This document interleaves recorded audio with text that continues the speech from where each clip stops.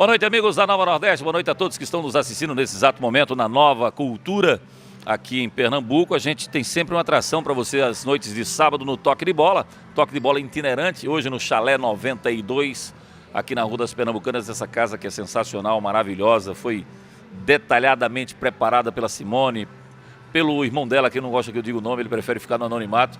Mas eu vou só dizer uma coisa, ele é vice-presidente de marketing do esporte, começa daí.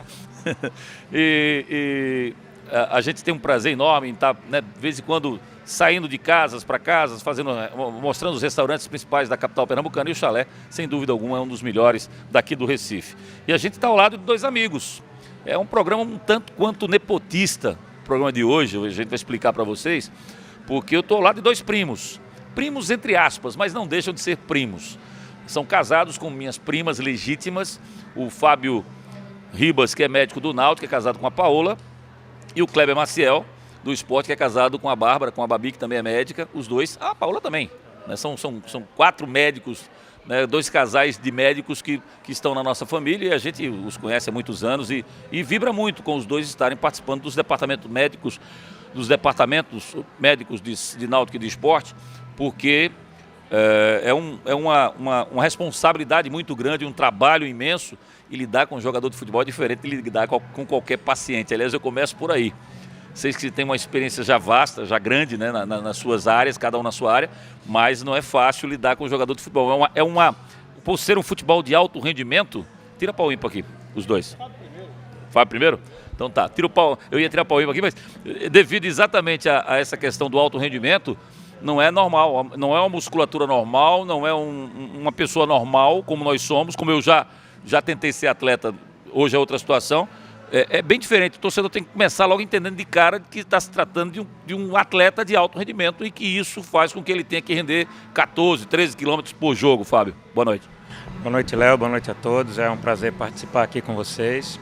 É verdade, né? A gente, quando fala de jogador, de atleta profissional, a gente tem que esquecer um pouquinho da promoção de saúde, como você falou, né? No paciente, no dia a dia, você busca uma promoção de saúde, uma melhora da qualidade de vida. O jogador profissional, ele é de alto rendimento, então ele vai ser sempre solicitado o extremo, né? O extremo das situações de esporte.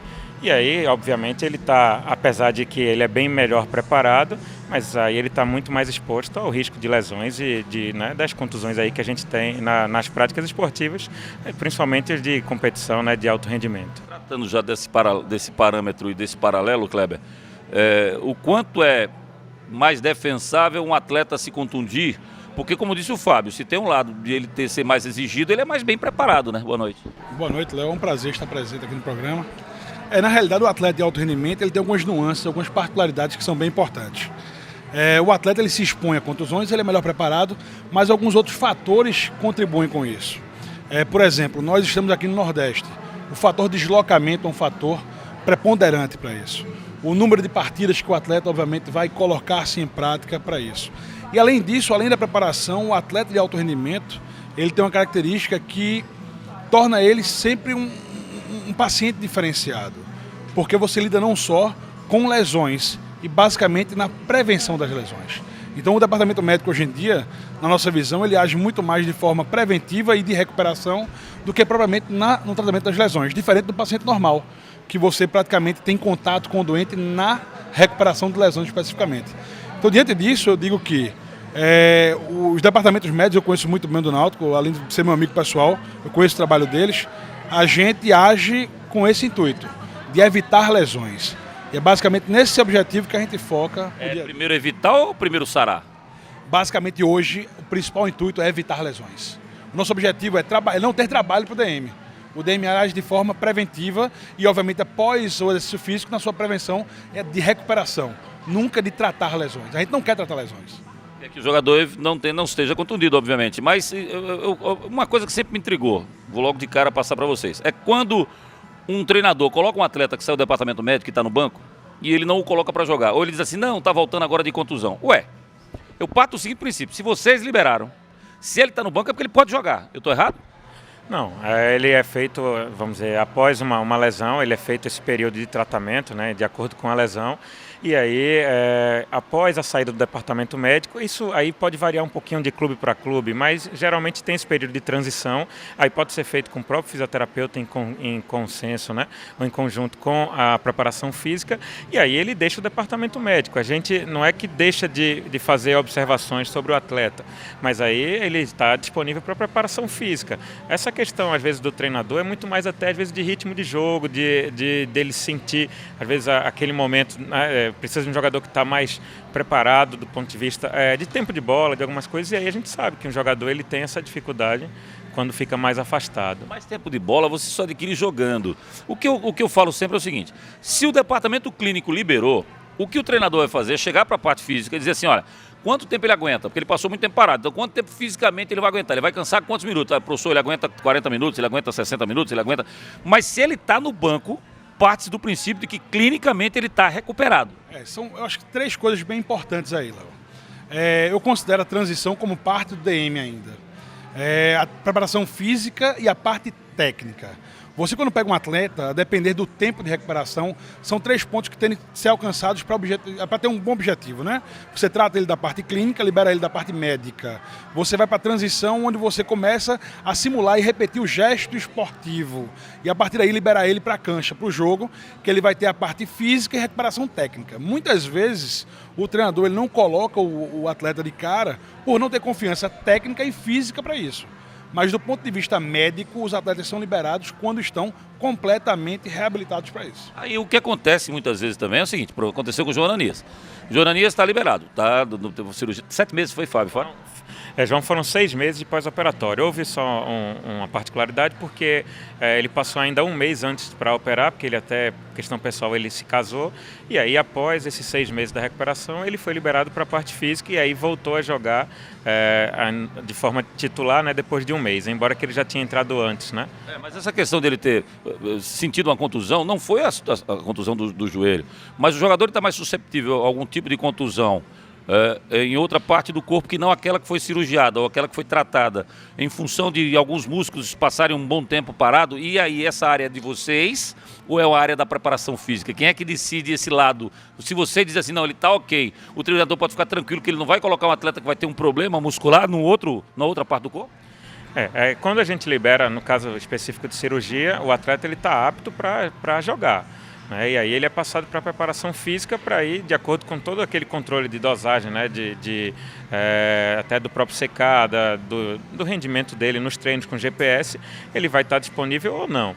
Né? Então, isso fica mais com a preparação física. Né? O fato de, quando a gente libera, a chance de, lógico, às vezes um tempo maior, ele pode precisar de um tempo maior também de preparação. Também a transição é junta com um departamento médico, Fábio? Isso, a fisioterapia junto com a preparação física. Então, vocês estão levando em consideração também, nessa fase de transição, de que a cirurgia foi no joelho, então ele tem que fortalecer a musculatura superior para evitar que ele tenha algum problema nessa musculatura, ou até, quando você contunde um joelho esquerdo, por exemplo, você passa a defender, né? A outra perna passa a defender. Então pode haver algum tipo de atrofia do outro lado. Vocês levam tudo isso em consideração nessa fase de transição? Isso é feito em conjunto, né? E até no caso especificamente ele teve uma cirurgia num lado de um joelho e a lesão muscular foi na outra perna até, né? Numa musculatura adutora. E aí isso, quando a gente tem o final da transição, ele está apto para qualquer movimento. Né? E aí a questão dele, como o Kleber falou, de participar 30 minutos, 45 o jogo inteiro, aí fica a critério da preparação física. Mas ele está mais susceptível à contusão, Kleber? Bom, é o seguinte, vamos partir do preceito que o paciente em questão, o atleta em questão, seja uma cirurgia. João Ananias, por exemplo, ele faz a reabilitação da parte articular que foi cirurgiada. Obviamente que a parte articular, a gente hoje em dia tem conceitos que são interessantes. O atleta que é operado do membro inferior, ele não para de fazer atividades com o membro superior. A gente tem uma teoria que fala que a célula satélite, a célula muscular, ele ajuda a regenerar outras células musculares. Então o atleta que ele opera o joelho, ele continua fazendo atividades com o membro superior, primeiro ponto. Segundo ponto, quando ele é liberado do departamento médico para a transição, ele começa a repetir o gesto esportivo. E é nesse momento que entra com bastante intensidade a fisiologia. Gesto esportivo, você fala, é o ritual dele normal, do dia a dia. Basicamente o goleiro a treinar o arremesso de bola, o atacante a treinar piques de alta intensidade em curto espaço de distância. E aí entra a fisiologia. E aí a modernidade ela se faz presente. Por exemplo, Um jogador pós-operado, ele não pode ser liberado para a parte física se ele não estiver balanceado do ponto de vista muscular. Então, por exemplo, se eu operei o joelho, eu tenho naturalmente uma atrofia por desuso. Se eu não balanceio... Do outro lado. Do outro lado é do lado operado. Se eu não balanceio essa musculatura anterior e posterior de coxa, medial e lateral das coxas, eu predisponho a lesão. Então a gente tem cuidados. Libera da parte médica, libera da parte de transição, vê o balanço muscular, libera da parte física. E com isso você diminui a chance de lesões. Mudou muita coisa, né, na preparação física daquela época para hoje. Mas a gente terminava um jogo de 90 minutos, eu fazia alongamento, descansava um pouquinho, daqui a meia hora o Mazinho fazia, bora bater pelada aqui. Hoje em dia, o jogador de futebol joga domingo e tem uma necessidade enorme de recuperar para jogar na quarta-feira. O Kleber falou também das viagens. Viagem de avião, aquele Vitor Ferraz, jogador do Santos, veio jogar aqui e falou assim, não cobre da gente bom futebol não, pô. A gente voou 3 horas para chegar para jogar. Amigão, era por baixo. Era Salvador, era 800 quilômetros. Salgueiro, Petrolina, eram 800 quilômetros para jogar. Hoje o cara voa, passa 2 horas e meia no avião e está cobrando que precisa de recuperação. O que é verdade e o que é mimimi? Isso é que eu quero saber na prática. Aonde o jogador sente dor de verdade, por ter jogado uma partida domingo e voltar a jogar na quarta-feira e jogar domingo, e quando é que ele está fingindo dor? Quando isso acontece? Primeira coisa, né? Na recuperação do jogador você leva em consideração 2 coisas. O cansaço psicológico, que o atleta refere, e os sinais claros, objetivos, como exemplo, a termografia, o próprio CK, que são fatores indiretos. O que se sabe hoje em dia, Léo, é o seguinte. Primeiro, o que é que mudou hoje de algum tempo atrás? Pouco tempo atrás no seu caso, né, Léo? Bem pouco tempo. Isso. Quase que ontem. O que é que mudou? Primeiro, intensidade. A gente tem uma medição média dos jogadores do esporte em torno de 10 km por jogo. Não quer dizer que antigamente não se fazia isso, mas há uma uniformidade disso e a exigência do futebol físico, ele hoje é maior. Em relação à recuperação de domingo para quarta... Só dar um toque para você me explicar direitinho, que eu sou leigo nisso aí, viu? Você também não é telespectador, Eu fazia, quando eu terminar por conta própria, eu chegava na Jaqueira, a volta na Jaqueira é 1 quilômetro. Eu dava 10 voltas na Jaqueira. Em 1 hora. Parava e alongava e estamos quites. O jogador corre 10 km num jogo. Você... Léo, mas ele vai correr para um lado, para o outro, uma movimentação diferente. Ótimo, mas ele para. Eu dava 10 voltas na Jaqueira sem parar. Exato. É por isso que a nossa funcionalidade ela se dá o seguinte, Léo. A distância percorrida é apenas um fator. Você vai medir distância percorrida, velocidade atingida, quanto número de ações de alta intensidade esse atleta teve no jogo. O que quer dizer isso? São sprints, são corridas acima de 20 km por hora. Então você tem a lateralidade das corridas e o número de contusões. Obviamente que o que a gente fala de recuperação, ela incide muito em quê? Em não ter lesões. Não quer dizer que o atleta que jogou no domingo não consiga jogar na quarta. Ele consegue jogar na terça. Não deve com o intuito de diminuir essas lesões. E aí entra a importância da documentação. Então é mais prevenção contra contusões do que propriamente uma perda de rendimento por cansaço. Exatamente. O cansaço físico, ele incide no atleta geralmente com 48 horas. O atleta no primeiro dia de pós-jogo, ele está muito mais do que o segundo, inclusive. E é por isso que a gente vê hoje em dia os clubes poupando os primeiros 2 dias de treino. Se dá muito ao cansaço físico e psicológico. Obviamente que o que a gente faz é objetivando não ter lesões, como eu disse. A ação do DM ela é muito mais de precaução do que de ação nesse caso específico.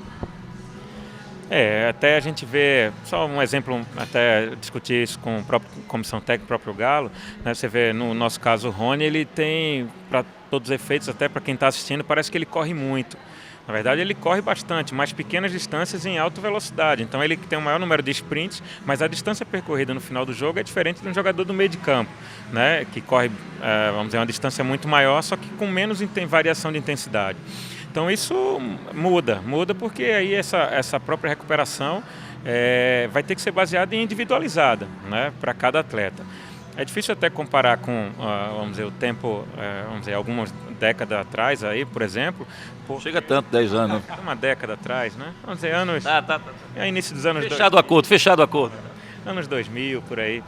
E aí a gente tem essa diferença, né? Como o Kleber falou, ele pode jogar quarta e domingo. Agora, obviamente, você vai ter um número maior de lesões, principalmente no Campeonato Brasileiro, que a gente tem essa questão geográfica. Você joga, no caso da Série B, no sábado, já viaja no domingo para jogar na terça, né? E aí você viaja, às vezes, para Caxias do Sul, como a gente foi. Então, a recuperação é feita, às vezes, na viagem ou no hotel. Eu vou para o jogador de futebol. Entrevisto há mais de 30 anos. Nenhum deles fala que prefere jogar domingo a domingo, porque eles não gostam de treinar. Então eles preferem jogar, pode ser logística que for. Às vezes eles reclamam quando o cara está bem casado, quando o cara está com tudo em paz na família, eles até reclamam porque estão longe da família. Mas a maioria diz assim, que chance que eu tenho de ficar um pouquinho mais longe, coisa e tal. Mas uma totalidade, salvo o Zé do Carmo quando quer birrar e quando quer bater de frente, a maioria, sem dúvida, a grande, quase que unanimidade, que eles querem jogar domingo, quarta e domingo. Então esse cansaço é psicológico, cara. Vamos levar em consideração também uma coisa importante. Tem atletas diferenciados do ponto de vista físico. Tem atletas que não frequentam o departamento médico. A gente tem vários exemplos em todos os clubes. E tem atletas hoje no esporte que você não te dá trabalho? Vou dar um exemplo. O Diego Souza, acho que nos últimos 12 meses eu o vi no departamento médico uma vez. Entendeu? Ou seja, são atletas diferenciados do ponto de vista genético e físico, aplicados no treinamento e que tem boa resposta. Magrão, Durval, são atletas diferenciados. O próprio Richelli. Eu vou dar um exemplo bem interessante. Rodney Wallace, no jogo contra a Chapecoense, fez 69 ações de alta intensidade. São 69 piques acima de 20 km por hora em um jogo de futebol. Então, o desgaste físico é grande. Em relação psicológica, é o seguinte. Porque se via muito recidivas de lesões no passado? Falta de confiança. E aí se dá essa parte psicológica. Então a lesão se dá por um evento físico ou um evento psicológico que impede que ele haja da melhor maneira daquele determinado momento. Então é importante a recuperação física e a recuperação fisiológica. A máquina de secar. A máquina de secar. A máquina de secar, ela não existia, torcedor. De repente, a máquina de secar passou a ser a grande aliada dos Miguelitos. Daqueles que, doutor, olha o secar aí, porque vai romper, vai distender. No meu modo de ver, eu já vi a máquina de secar dizer, tire, você tira e o cara podia jogar. Ou então dizer, bote, e você botou e o cara rompeu. Exato. O secar, ele é um método auxiliar. Ele não é definidor. O secar, o que é o que aparece, Kleber? Manda para o leigo que está em casa. Como é a máquina, o que é que ela mostra na prática? Ela mostra as fibras musculares? O secar é o seguinte, é um método que avalia metabólitos, substâncias do músculo. Então, quanto mais uso o músculo tiver, maior o número do CK em corrente sanguínea. Então, a máquina nada mais é do que você analisar o sangue e ver a quantidade, certo, naquele determinado momento. Como é que se faz hoje em dia? Geralmente se faz o CK na 48ª hora pós-jogo e avalia o normal. O CK elevado é um indicativo. Temos vários outros. O cansaço físico, a termografia, a avaliação clínica do atleta e o CK. Obviamente que pode parecer que atualmente alguém possa querer usar o CK como desculpa, mas volto a afirmar, o CK é um indicativo. Ele não é definidor, conclusivo, ele é apenas mais um indicativo, que ajuda bastante nessa situação. Isso, inclusive isso é bem utilizado pela fisiologia, né? O fisiologista é quem faz esse controle. Ele é bem relativo, você pode ter valores iguais em atletas diferentes e um ser o normal dele e para o outro ser muito alto. A depender, como o Kleber falou, isso é eliminado pela musculatura. Então, obviamente, um jogador de maior porte físico, com mais músculos, ele vai ter um CK maior. Então, isso tem que ser dosado de cada um, né? Um valor mais alto para outro pode ser que seja normal. Isso é um dos parâmetros, né? Lógico, você tem.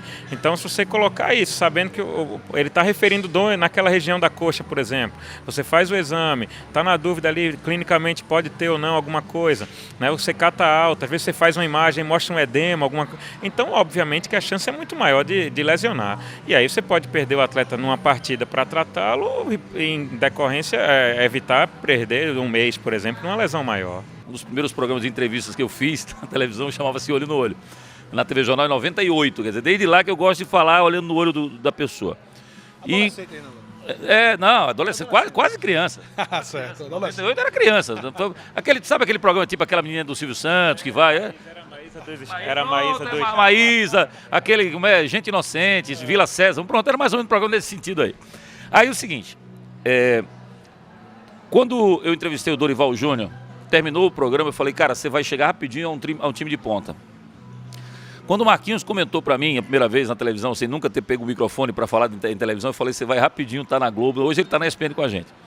Então você vai ter uma facilidade para conhecer a pessoa quando você o entrevista. O médico, independentemente de ser de futebol ou não, a primeira coisa que ele faz com o paciente é uma entrevista. Ele pergunta o que se trata.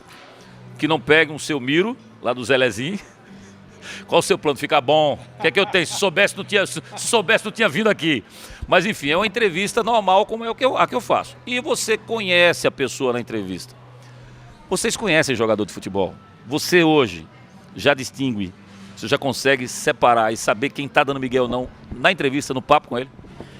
A gente já dá para saber, até pelo perfil do atleta, né? Você tem como ver a forma com que ele se apresenta, ou até durante o exame você está conversando com ele e está fazendo um exame aleatório ali que para você é importante e ele não tem ideia. Então, se ele está, por exemplo, reclamando aquela queixa, você fazendo ali, você sabe que ele vai sentir se for realmente, ele não referia porque ali às vezes ele pode estar querendo superestimar alguma coisa para ter um ganho secundário, por exemplo, né?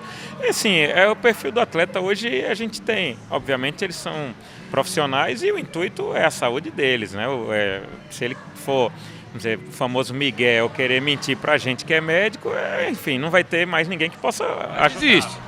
Existe, e até é bom quando o jogador é sincero. A gente já teve casos aqui, né, até lá no próprio Náutico, não faz um tempo, não é o elenco atual, ele chegou... É do elenco atual, mas se ele disser que é do elenco atual, eu vou buscar quem é, ele está dizendo que é lá atrás. Né? Não é, eu posso dizer sem problema nenhum. O Eduardo Ramos jogou com a gente, um dia ele chegou, estava indisposto e disse: doutor, não vou treinar, pode dizer para o treinador que eu estou com sono, eu quero ficar aqui, estou cansado.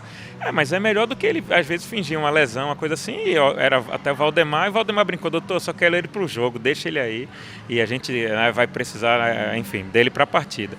Então a gente tem esse jogo aberto. A mesma relação do médico-paciente é o médico-atleta. Se ele não confiar na gente para dizer, e obviamente muita coisa fica ali dentro, né? A gente não pode, do mesmo jeito, uma questão, claro, você tem que saber diferenciar até que ponto isso pode prejudicar a equipe, mas tem informação que o atleta passa que é coisa pessoal dele, né? Você não precisa também expor isso a todo mundo, até a questão de imprensa, né? Que você tem esse sigilo médico, mas ainda acontece, às vezes você conversa e no dia a dia você conversando você consegue quebrar mais isso aí e descobre. Qual é o truque que você usa, Kleber? Porque eu faço, né? Eu passo na rua e o cara fala assim: pô, teu programa ontem foi arretado. Aí eu disse: você gostou? O das 8? Tava muito bom. Não teve programa às 8. Entendeu? Já sei, né, cara, já sei que é do outro lado, que é do inimigo. Mas enfim, faz parte. Qual é o truque que você usa? Vai, diz aí. Não, veja só, o departamento médico está muito próximo do atleta, sempre. Então isso que o Fábio falou é uma realidade. Uma grande coisa, uma grande diferença é que a gente é regido por uma ética. Inclusive, recentemente na CBF nos coube uma palestra sobre ética médica no futebol. Foi esse o assunto que eu fui falar lá. Obviamente que a nossa missão lá é para com o paciente, para com o atleta. Lógico que trabalhamos para o clube em prol do clube. O Miguel, obviamente, a gente percebe claramente. Assim como o paciente normal, que tem benefícios secundários, a gente também percebe no atleta. O cara chega para você e fala assim, você diz: olha, você não pode mais fumar. Parou de fumar? Parei. Quando o cara chega para você e diz parou, você sabe. Exatamente. Então assim, um atleta, o dia a dia já nos dá essa possibilidade de perceber ou duvidar. Obviamente que artimanhas técnicas, clínicas, como o Fábio falou, são coisas que vão nos ajudar bastante. Mas de um modo geral, a gente percebe, já na própria conversa, o atleta comprometido e daquele que não é, que por sinal, no futebol de hoje já não tem mais espaço para isso. Na minha cabeça não tem espaço mais para esse tipo de atleta. Só como ele falou, o próprio grupo de jogadores já cobra isso aí, né? Os jogadores se cobram, né? Cobram, eu já vi isso daí, dele dizer: pô, você, né, vamos lá, dá um pouquinho mais, pô, sabe que você rende mais, né? Então eles cobram entre si e até hoje em dia eu vejo menos. Eu estou há 6 anos, não é muito tempo, mas eu já vi como situações que hoje não acontecem mais, como de jogador cobrar do outro e diz: não, pô, vamos treinar, o que é que você tem aí? O cara: não, uma dorzinha. Não, dorzinha o quê? Vamos lá, pô. E aí leva e vai, geralmente os líderes, né? O pessoal que tem mais influência, e aí faz isso. E aí a gente trabalha em conjunto e tem que ter essa confiança do atleta. Pergunta final. 98, final da Copa da França. Não vou perguntar aquele assunto, não. Você relaxa aí, fica tranquilo. Eu gosto muito de você, entendeu? Não quero botar você em sinuca de bico, fique tranquilo. Vou poupar você dessa pergunta, tá? Mas tem uma que é tão contundente quanto.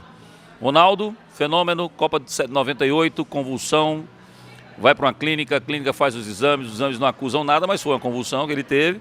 E aí vem a discussão. Joga ou não joga? Lídio Toledo, que era o médico da seleção brasileira, libera o atleta e o atleta entra em campo.